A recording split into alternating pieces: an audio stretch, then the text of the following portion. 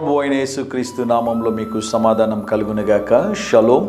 సంవత్సరం యొక్క చివరి దినాల్లో మనం ఉంటూ ఉన్నాం. ఇవి సిద్ధపాటు దినాలుగా అనేకులు ఆచరిస్తూ ఉంటారు. మీరు కూడా వీలుంటే ఈ యొక్క చివరి దినంలో ఉపవాసం ఉండి దేవుని సన్నిధిలో ప్రార్థించవలసిందిగా దేవుని సేవకుడుగా ప్రేమతో మీకు మనవి చేస్తూ ఉన్నాను. చక్కని సిద్ధపాటు మీరు కలిగి ఉన్నట్లయితే నూతనమైన సంవత్సరాన్ని గురించిన వాగ్దానమును, అదే రీతిగా నూతనమైన సంవత్సరం అంతా కూడా దేవుడు తన ఆత్మచేత మిమ్మల్ని నింపి దేవుడు నడిపిస్తారని దేవుని సేవకుడిగా తెలియజేస్తూ ఉన్నాను. ఈ ఉదయకాల సమయం కొరకు హెస్కేలు గ్రంథము 36వ అధ్యాయము 26వ వచనము. నూతన హృదయము మీకు ఇచ్చేదను, నూతన స్వభావం మీకు కలుగజేసేదను, రాతి గుండె మీలో నుంచి తీసివేసి మాంసపు గుండెను మీకు ఇచ్చేదను. దేవుని నామానికి స్తోత్రం కలుగునుగాక. నూతన హృదయం కావాలని ప్రార్థన చేయాలి. నూతనమైనటువంటి బుద్ధి కావాలని ప్రార్థన చేయాలి. కొంతమందికి రాతి హృదయం ఉంటుంది.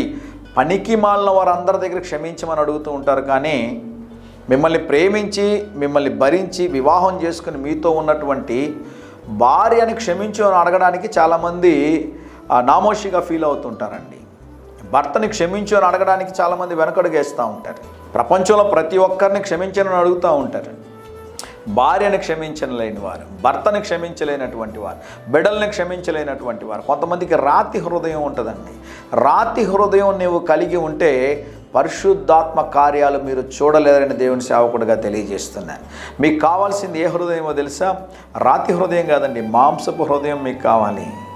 మీరు దేవుని అడగాలి, ప్రభువా నాకు నూతనమైన హృదయాన్ని ఇవ్వండి ప్రభువా, నూతనమైన బుద్ధిని ఇవ్వండి ప్రభువా.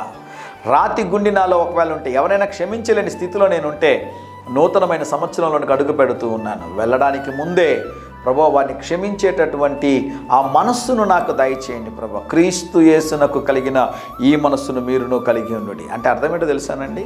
వీలైతే నన్ను చూడడానికి ప్రయత్నం చేయండి.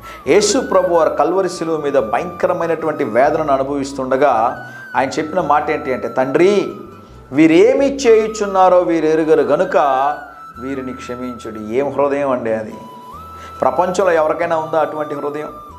ఆయనను కొరడాలతో కొట్టి, ఆయన ముఖం మీద ఉమ్మి వేసి, ఆయన పిడిగుద్దులు గుద్ది, ఆయన తల మీద ముళ్ళ కిరీటం పెట్టి, అంత బరువైనటువంటి సిలువను ఆయన మోసుకుంటూ వెళ్ళి ఆ కల్వరి సిలువ మీద ఆయన చేతులకి కాళ్ళకి మేకుల చేత కొట్టబడిన తరువాత ఆయన తలలో నుండి రక్తము కారుతూ ఉండగా అంతటి భయంకరమైన స్థితిలో యేసు ప్రభు చెప్పిన మాట ఏంటి అంటే, తండ్రి వీరేమి చేయుచున్నారో వీరు ఎరుగరు గనక వీరిని క్షమించుడి. అటువంటి హృదయం కావాలి.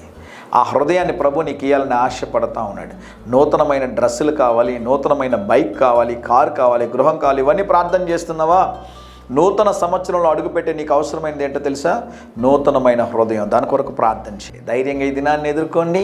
దేవుని సన్నిధి మీకు తోడుగా వచ్చునుగాక. ప్రియ పరలోకపు తండ్రి, ఈ దినం మా ప్రియులు తలపెట్టు కార్యములన్నిటిలో జయమును అనుగ్రహించమని యేసు నామములో ప్రార్థిస్తున్నాము తండ్రి.